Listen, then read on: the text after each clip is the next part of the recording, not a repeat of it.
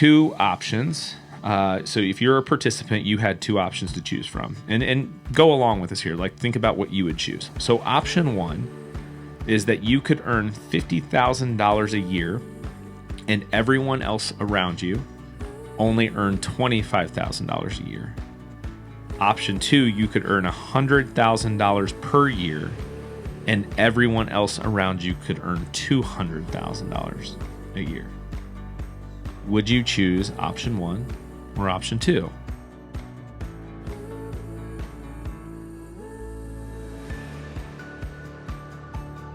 Welcome to another episode of Money Therapy. I'm Brandon Chasteen and also hosted by Bill McGill. And we're just coming to you again. We appreciate you guys listening. Appreciate you guys' time. We've been getting a lot of great feedback. So if you guys ever want us to cover a particular topic, please do let us know. One of the things that we do is we send out these like Sunday morning emails. We call them the Sunday series. The intention behind what we're doing here is that you are going to receive an email from us on like a Sunday morning. You get to read the email and think about it from your own kind of place in life. And then that topic is what we talk about on Tuesday. So then you can hear two financial professionals talk about this idea and kind of say, okay, well, I thought about how this applied to me. Now I've heard the professionals talk about it. And through that curriculum, you're learning these really important financial concepts, really life concepts. Yeah, I think one of my favorite parts about the Sunday Series email is that it's only about a 2 to 3 minute read, and it's good content too. So you don't feel like you're being spammed. It's good, thought-provoking topics. And then what I really like about the podcast aspect of this is being able to give you guys perspective on how we deal with this with clients, and we're human too. So how we personally deal with it, how we help clients through the different topics that we're talking about. And I think it gives everybody a bigger picture of what's actually going on. Yeah. So if you're listening to this episode, however you are listening to it or watching, if you're watching on YouTube, listening to it on a podcast platform, you can click into the show notes. You'll see our website. You'll see my email. You can leave comments. If you want to get subscribed to our Sunday Series email, it's absolutely free. All you need to do is let me know. Give me your name and your email address, and I'll get you put into the Sunday Series. And so that's the easiest, absolute easiest way to communicate with us is by going to harpwithwealthpartners.com and just leaving a message there.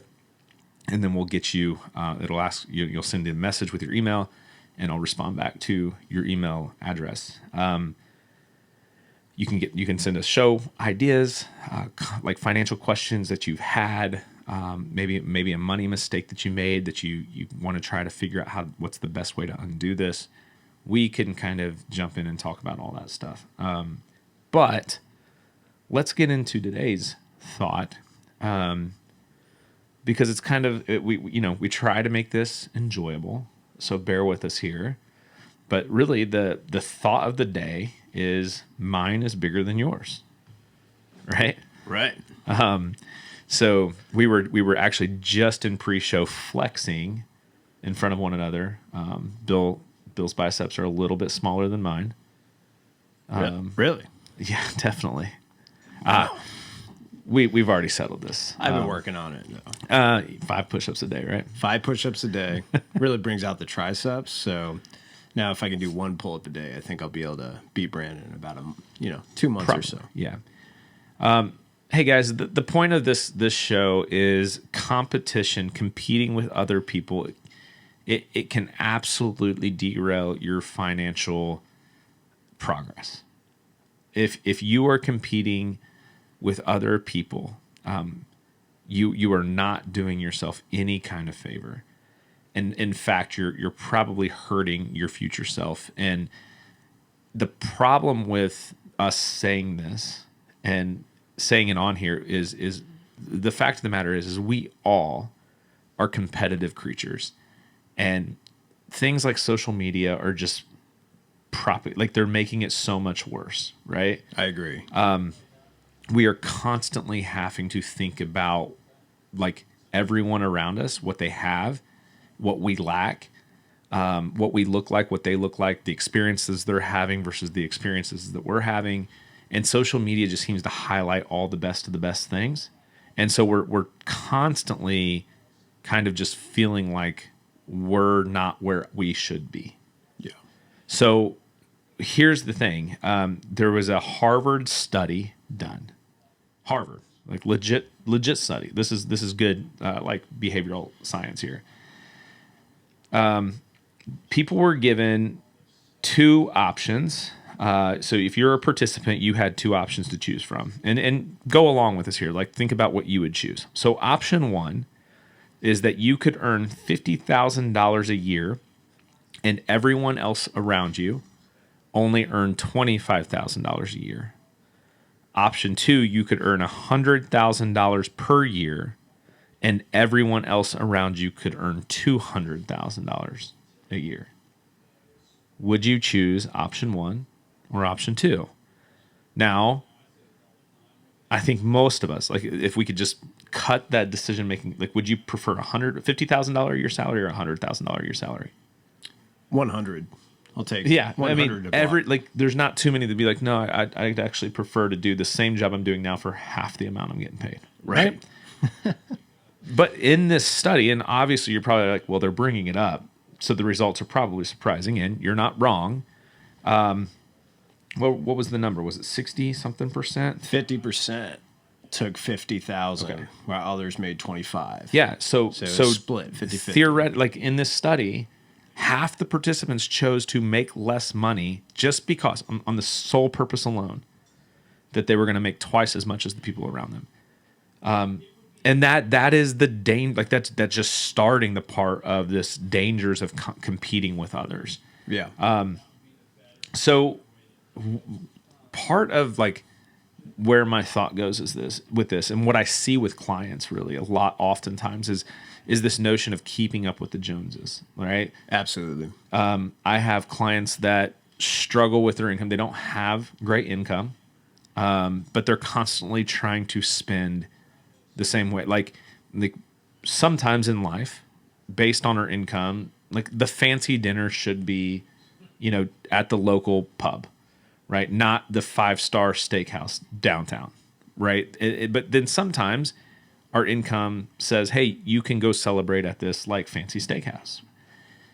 What we shouldn't do is just because our neighbor or because our family member or friend gets to celebrate at this 5-star steakhouse, assume that we also need to celebrate the same way, right? Right. Sometimes we spend money based on what other people are doing versus what we're doing.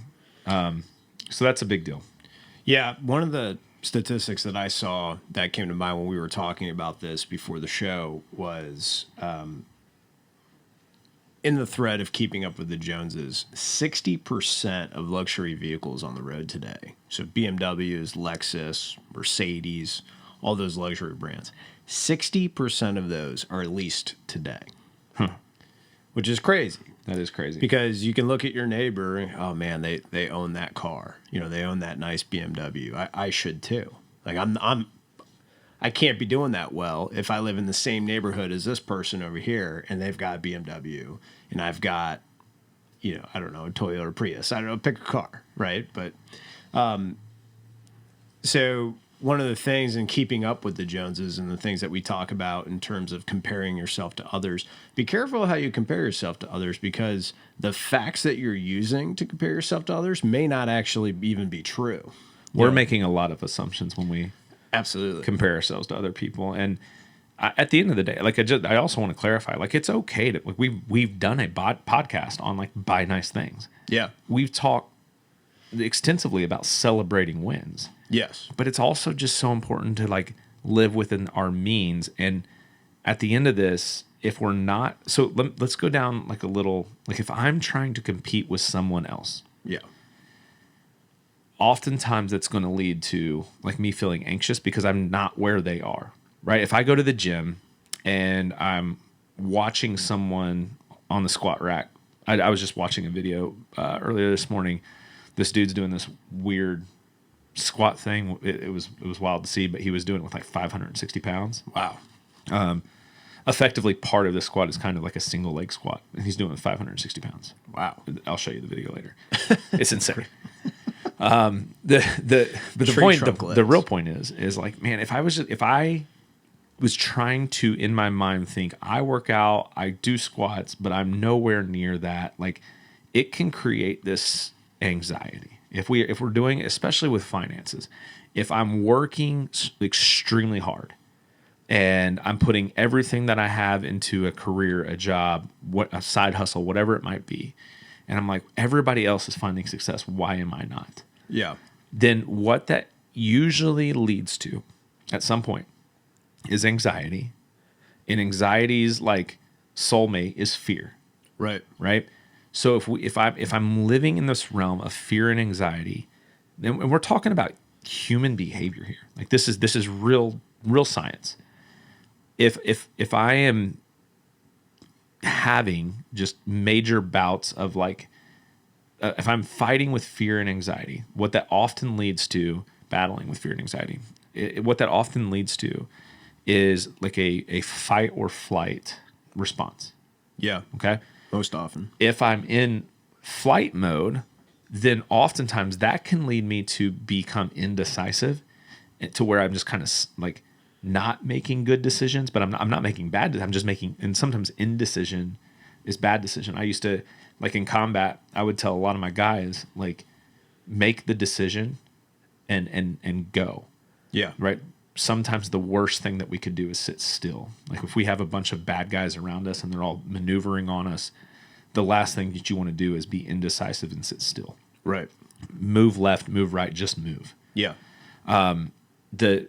But how that can affect us is this an inability to make decisions, and that could lead us, like a fear of making the wrong decision because we already have fear inside of us. Sure. Could freeze us into like indecision in our finances, indecision of progressing towards our own goals. Yeah. Can be detrimental to our goals.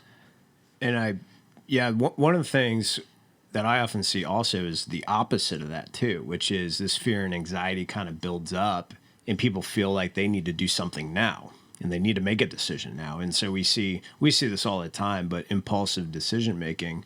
And to, use your metaphor with the guy doing a single leg squat or whatever maneuver he's doing in the gym with 500. And let's say you can do the same thing with only 100 pounds and you feel anxiety or insecure about that, thinking you should be able to do what that guy does. If you jump on that squat rack with 500, you may never even be able to do that maneuver again because you're going to get hurt. Exactly. And we see that all the time with finances where they, oh man, I should be doing all these different things at the same time. I need to make a decision. I need to make something happen. We see this a lot with get rich quick. All these things that prey on, I'm not okay with where I'm at today, and I need to progress faster than I am. Yeah. And that's can get real hurt doing that. And we see that all the time. Call that grasping straws, right? Like we're just it's the hashtag like $0 millions in return. It's 10,000% return overnight kind of thing. With no work. You don't have to do any work. And they're like, here's the worst part. Because I think most people are kind of like savvy enough to spot. I mean, there are definitely people out there that like smart people that get tricked into like scammy decisions. Absolutely. But what's worse is there are legitimate products and things out there that can financially help you. They're good for the right person, right? But they're not good for everybody. That's true. And there's also people out there that have tried something, and this is my word of caution. People have made millions and millions of dollars by making stupid decisions. Oh, yeah. And we call that luck. And sometimes lucky people try to tell us their way, and they're not willing to admit that the way they got to where they're at today is just pure luck, or they're not telling the whole story. And so we can get sucked into that.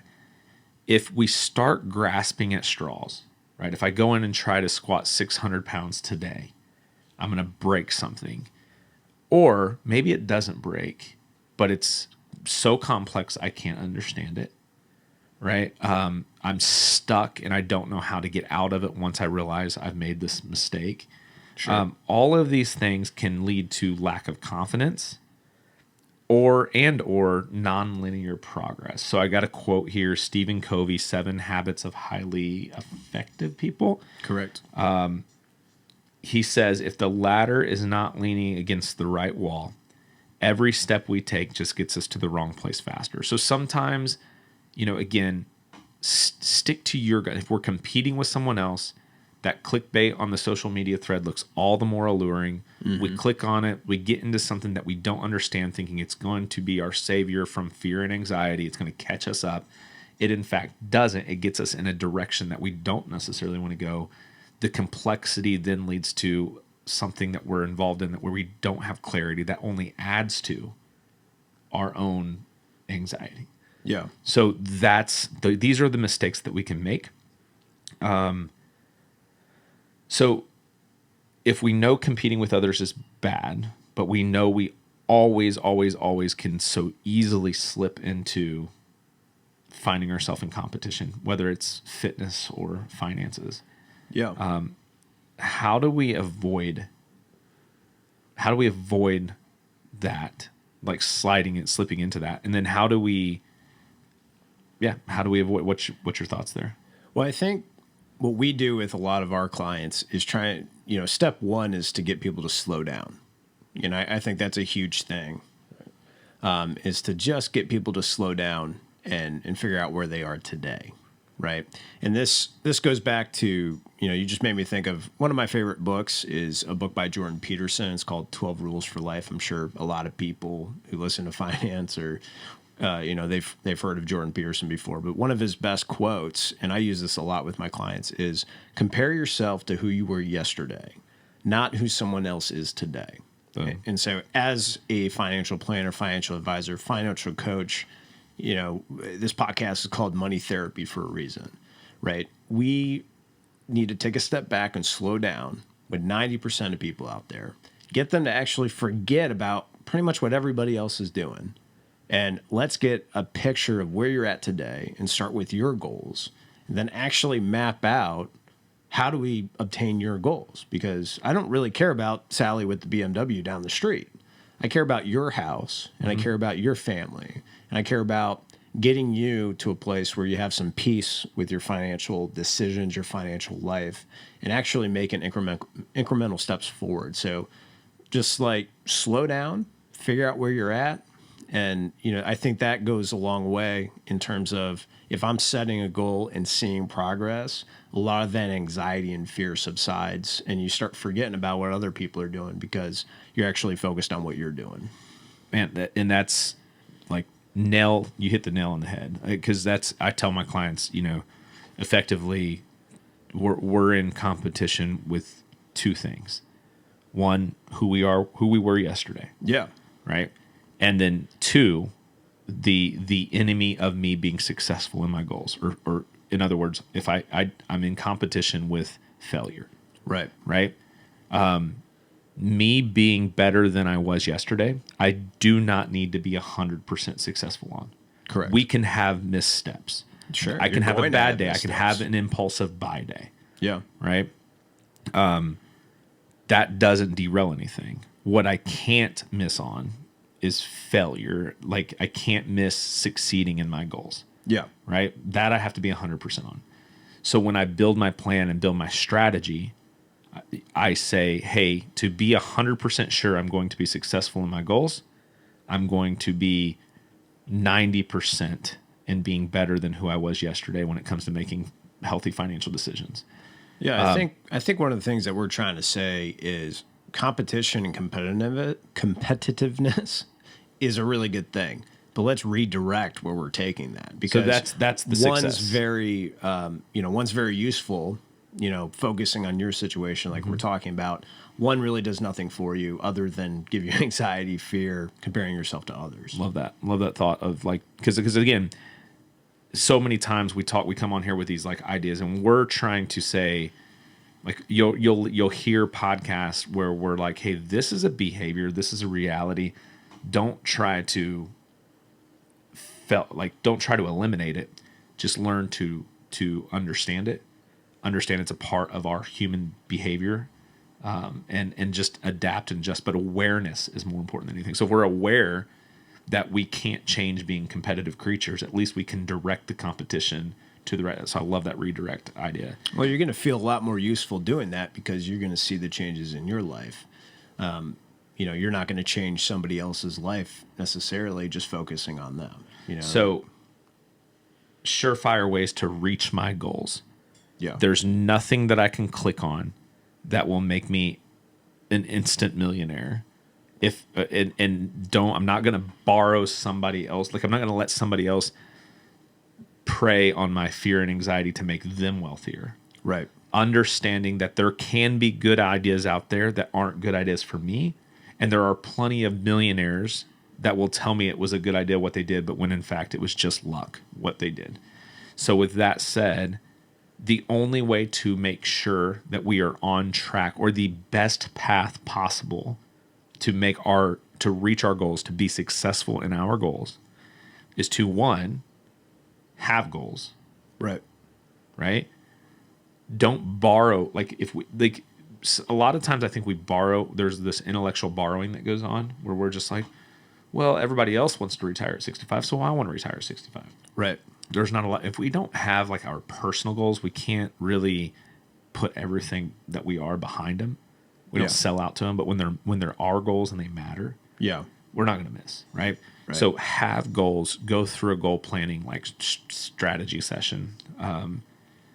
We can help people do that, but also like a lot of like professional coaches and things like just there's people out there that can help you define your goals. Yeah. One of the things that I would say on that note is just a little slight offshoot, and then back to it. One of the things that we use every day as financial planners is what we call SMART goals. Specific, measurable, attainable, realistic, and timing. So when you're having that conversation, step 1, slow down. Step 2, figure out where you are today. Step 3, what are my goals? What do I want? But within that, think SMART, specific, measurable, attainable, realistic, and timely. That's what makes a good goal. Right. Absolutely. And then this last piece of, again, what are surefire ways to reach my goal? Unfortunately, there is just no surefire way to reach your goals, right? One, to stack the odds mostly in our favor, we got to have goals. 2, it goes all the way back to where, Bill, you initially mentioned, be better than you were yesterday. So yes, I'm competing with my own, I'm competing against failure for my goals.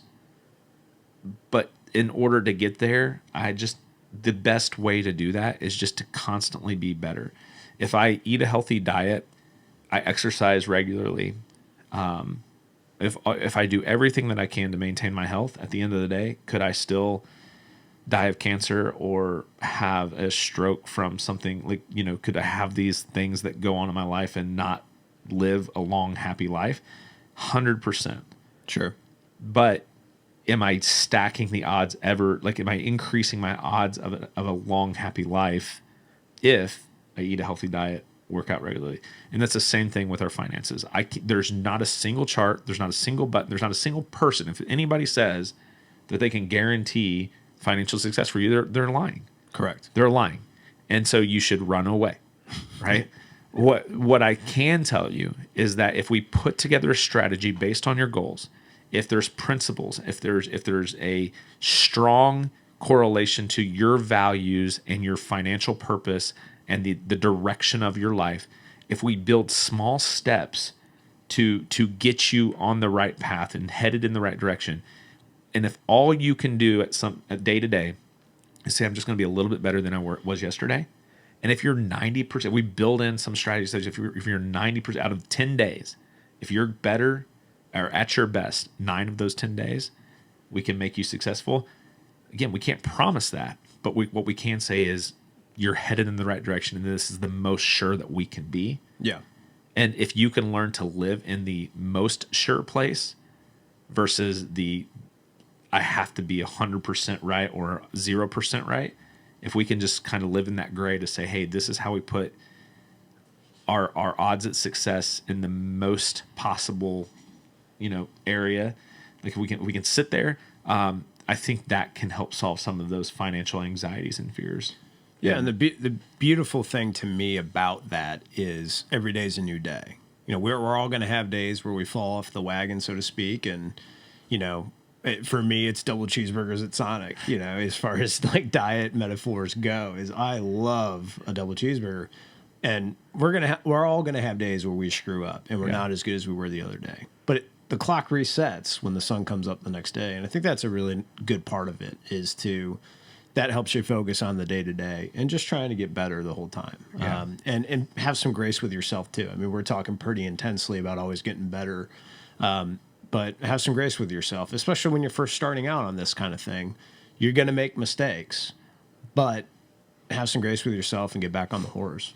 Yeah. So if you find yourself in competition with someone else, just, I gave you permission to kind of free yourself from that. You're fired from competing with other people. The takeaway here is compete with who you were yesterday, compete with failure, for the outcome of your own goals. And the best way to be most sure about success, as sure as we can be, is to sit there and just simply the small steps, the small things, the small decisions, and be better yesterday than we were. Measure how you need to build a strategy around that. And I think you'll find yourself less anxious and more productive at changing the trajectory towards progress there. So we'll wrap up with that. Yeah, perfect way to wrap it up. Find us on our social medias at Harp with Wealth Partners. On our YouTube site, it's Harp with Wealth Partners, but on the podcast channels, it is Money Therapy. Look, we really enjoy doing this for you guys. So if you guys have any request as far as podcast or video content goes, just let us know what you want to hear, what you want us to talk about, and we are happy to do the homework for you guys.